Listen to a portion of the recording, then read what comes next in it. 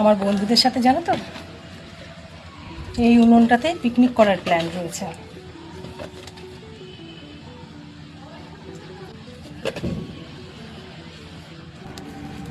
খুব শখ করে জানো তো করেছিলাম।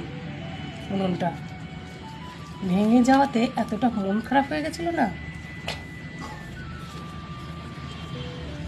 গতকাল দেখলেই তো অবস্থাটা কি হয়েছিল, মনে হচ্ছিল আর ঠিক করতে পারবো না। যাক, মোটামুটি একটু ঠিক করতে পেরেছি।